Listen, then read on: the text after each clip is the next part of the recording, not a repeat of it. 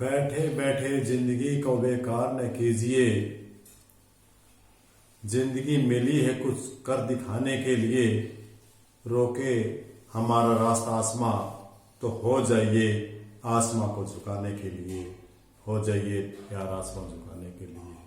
प्रिय 10वीं क्लास के सामाजिक अध्ययन के छात्रों, आपका इस कक्षा में हार्दिक स्वागत है। अब चाहे कुछ भी हो जाए, हम अपने लक्ष्य से नहीं भटकेंगे और चाहे कोरोना आए चाहे कुछ भी आए, हम काम करते रहेंगे। अपनी कक्षा में व्यवधान नहीं पड़ेगा।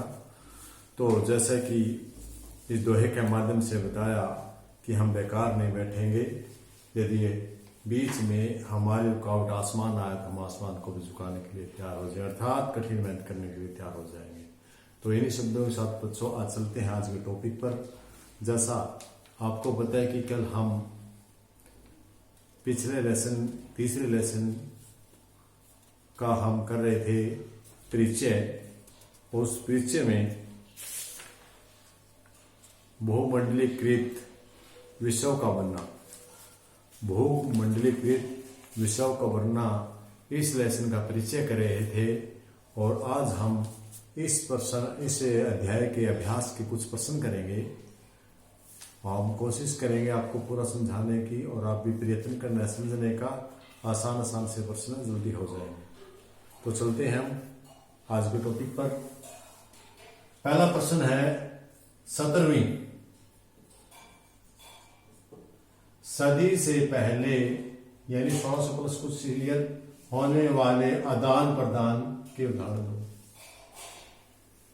एक अमेरिका से देना है, एक यूरोप से लेना है। एक अमेरिका महाद्वीप से, एक यूरोप महाद्वीप से। प्रश्न को समझे। आदान प्रदान वस्तुओं का एक देश से दूसरे देश में जाने का कैसे चाहते थे, उनके बारे में दो उदाहरण देंगे। तो हमारा उत्तर है नंबर 1, सिल्क रूट के माध्यम से। जो 17वीं सदी के पहले होने वाले आदान प्रदान में एक सिल्क रूट से देशों का साथ व्यापार होता था। इस व्यापार से, जिसको हम रेशम मार्ग के नाम से भी जानते हैं, इसको हम रेशम मार्ग के नाम से भी जानते हैं। और इससे चीन से रेशम, भारत से मसाले पश्चिमी देशों को निर्यात किए जाते थे। समझ में आया? चीन देश में रेशम का बहुत ज्यादा व्यापार होता था, इसलिए वहां का रेशम दूसरे देशों में भेजा जाता था। और भारत में मसाले काफी मात्रा में पैदा होते थे। उन मसालों को तैयार करके विदेशी पश्चिमी देशों को निर्यात किया जाता था। ये तो गए एक उदाहरण। दूसरा उदाहरण, अमेरिका से भारत आलू, मूंगफली, सोयाबीन, मक्का, टमाटर, मिर्च, शकरकंद, ये सारी की सारी चीजें अमेरिका से भारत मंगवाए जाते थे, आयात किए जाते थे। और भारत से अमेरिका को कपड़ा व मसाले भेजे जाते थे। पुराने समय में आदान प्रदान में अमेरिका से भारत को आलू, मूंगफली, सोयाबीन, मक्का, टमाटर, मिर्च, शकरकंद आदि आयात किए जाते थे, यानी खाद्य पदार्थ काफी मात्रा में मंगवाए जाते थे। जबकि अमेरिका को कपड़ा और मसाले भेजे जाते थे। प्राचीन भारत में भारत का कपड़ा बड़ा मशहूर था, सूती कपड़ा बहुत अच्छा था। तो हथकरघाओं द्वारा बना कपड़ा विदेशों में निर्यात होता था। और यहाँ हमारी भौगोलिक परिस्थिति बहुत अच्छी है। शुरू से ही भारत में मसाले काफी मात्रा में होते हैं, जो विदेशों में, पश्चिमी देशों में भेजे जाते थे। तो बेटा ये प्रश्न था पहला। वैसे आसान से प्रश्न था, ज्यादा कठिन नहीं था। कि हमने 17वीं शताब्दी में आदान प्रदान करने के दो उदाहरण देने थे। एक सिल्क मार्ग के, एक अमेरिका से भारत में ये सामान मंगाया जाता था। क्वेश्चन नंबर 2 पे आए। पूर्व आधुनिक विश्व में बीमारियों के वैश्वीकरण प्रचार अमेरिकी भूभागों के उपनिवेशीकरण में किस प्रकार मदद की? देखिए, पूर्व आधुनिक का मतलब आजकल। पूर्व आधुनिक आजकल के से पहले विश्व यानी 16वीं सदी के आसपास, 16वीं सदी के बीमारियों के वैश्वीकरण प्रचार, एक देश से अनेक देशों में फैलना, पूरे विश्व में फैलना, में अमेरिका के भूभाग में उपनिवेशीकरण में यानी अमेरिका के भूभागों के ऊपर उपनिवेशीकरण में किस प्रकार मदद की।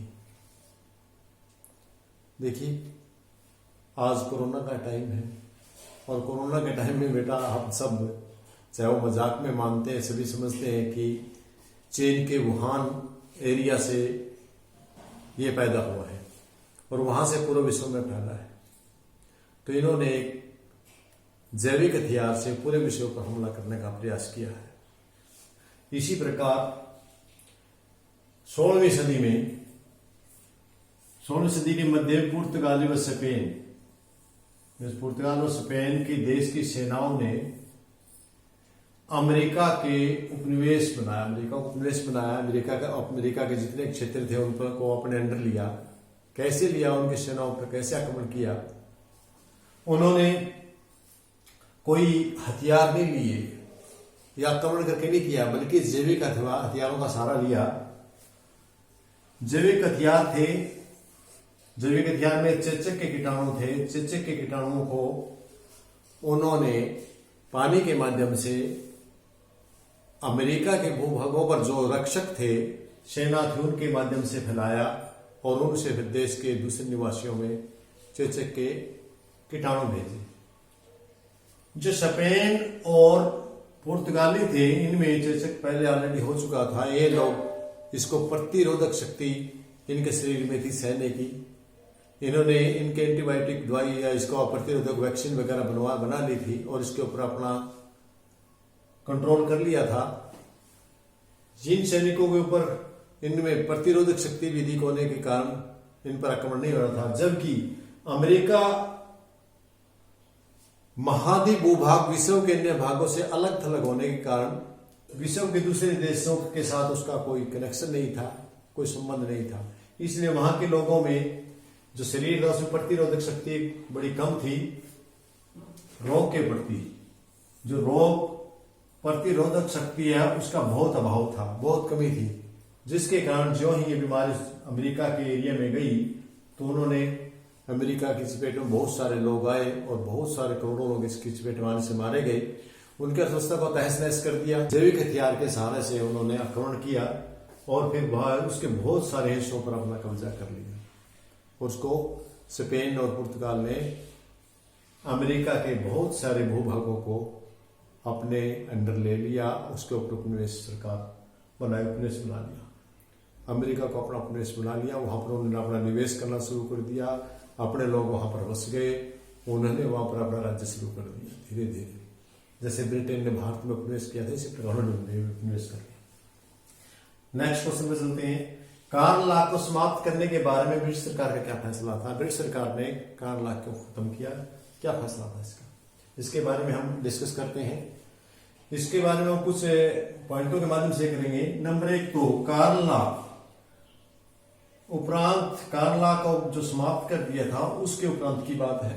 कार्ल लॉ का पता आपने पहले भी मैंने टॉपिक में बताया था। कार्ल लॉ क्या है? कॉर्न कहते हैं मक्के को, लॉ कानून, मक्के का कानून। मक्का पर जो एक कर था उस कर को समाप्त कर दिया था ब्रिटिश सरकार ने, ब्रिटिश में, और उसको समाप्त करने को हम कार्ल लॉ बोलते हैं। तो उसके समाप्त करने के बाद क्या प्रतिक्रिया हुई उसकी बात करेंगे। कार्ल लॉ समाप्त करने के बाद खाद्य पदार्थों कम कीमत पर आयात होने लगा। कहां? ब्रिटेन में। क्यों? क्योंकि जब ब्रिटेन में जो मक्का मंगवाया जाता था दूसरे देशों से, उसके ऊपर ब्रिटेन में आयात करने पर कर लगता था। जबकि इस कानून कार्ल लॉ के अधीन उस कर को समाप्त कर दिया।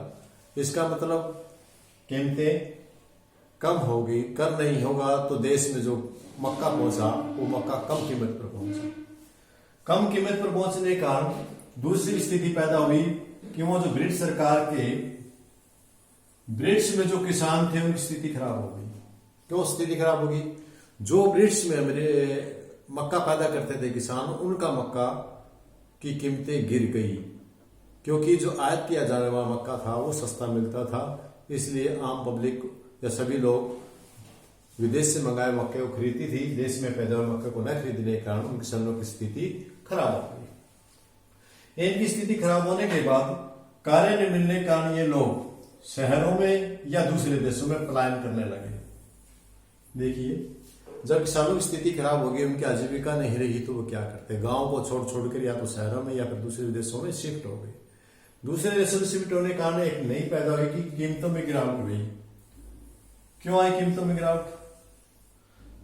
क्योंकि उसकी मांग घट गई। मक्के की मांग, जब खाद्य पदार्थों की मांग घट गई, लोग ही नहीं रहे देश में, गांव में लोग ही नहीं रहे, तो लोगों ने मांग करनी छोड़ दी। मांग नहीं हुई तो सीधी सी बात है, कीमत घट गई। कीमत में गिरावट आई, उपभोग का स्तर बढ़ गया। फिर क्या हुआ, जैसे कीमत घटी तो लोगों ने उसको ज्यादा यूज करना शुरू कर दिया। आपको पता है कि कम कीमत वाले हम ज्यादा मात्रा खरीदेंगे, महंगी वस्तु का कम खरीदेंगे। इसके बाद रूस, पूर्वी यूरोप, ऑस्ट्रेलिया, अमेरिका आदि ब्रिटेन का पेट भरने, जब ये ब्रिटेन का भोग स्तर बढ़ गया, वो प्रयोग ज्यादा करने लगे, तो उसके लिए पूर्वी रूस ने, यूरोप ने, ऑस्ट्रेलिया, अमेरिका आदि बहुत सारे देशों ने मिलकर के ब्रिटेन का पेट भरने के लिए अपनी जमीन साफ कर करके वहां कृषि करने लगे। कृषि करके जो दूसरे देशों में, ब्रिटेन में काफी पॉपुलेशन थी उस समय, और उसको पेट पालन करके भरपेट भरने के लिए जो मक्का देना था वो देने के लिए, या जो खाद्य पदार्थ देने थे वो देने के लिए, अपनी ये जो देश थे वे अपने जमीन थी उसमें से जंगल को काट के, वन को काट करके इनकम के लिए, पैसे के लिए उन्होंने उनको काट करके जमीन करके मक्का बोना शुरू किया, ताकि वे ब्रिटेन का पेट भर सके। तो बेटा, आज की जो हम तीसरे लेसन कर रहे हैं, तीसरा लेसन हिस्ट्री का 10th क्लास का, इसमें हमने आज 3 प्रश्न किए। प्रश्न नंबर 1, प्रश्न नंबर 2 और प्रश्न नंबर 3। तो इन प्रश्नों को आपने समझा होगा अच्छे से, कोशिश भी की है और करना, आप अभ्यास के प्रश्न आपके, तो इनको तैयार करना। आज की कक्षा में इतना ही। आज के लिए थैंक यू, धन्यवाद सभी को। ओके।